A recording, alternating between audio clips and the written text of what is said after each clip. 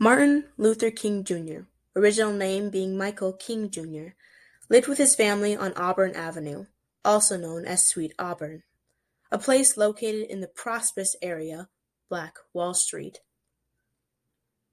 It served as an area for African Americans to call home, to create their own businesses, and their own churches. Here, Martin grew up with his family that were also heavily involved in the church. Through his earlier years, despite his loving family, he would have to face prejudice numerous times in the South. As Dr. King continued his life, he excelled in school, and in 1944, he discovered what he wished to fight for in his life. Taking heavy inspiration from Morehouse College's president, Benjamin Mays, Dr. King adopted his ideology of fighting racial inequality. He continued his education, started a family, and became a pastor. But as he witnessed the continuous mistreatment of others through the color of their skin, Dr. King decided to stand against it all. In 1957, Dr. King coordinated protests all throughout the South.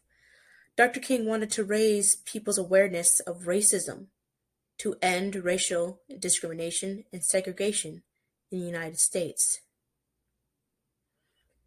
He fought for racial equality despite the violence and the backlash he would now face.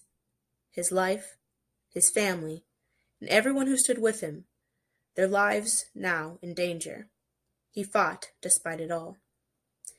He held speeches informing and inspiring all to stop what was occurring in the United States. His most memorable speech being the March on Washington for Jobs and Freedom. He marched with others on August 28, 1963.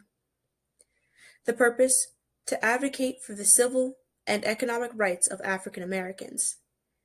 Here, as they all stood on the front of the Lincoln Memorial, Dr. King would deliver his most historical speech to this day, "I Have a Dream" speech.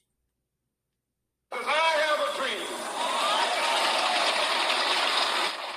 My four little children will one day live in a nation where they will not be judged by the color of their skin, but by... Created using Powtoon.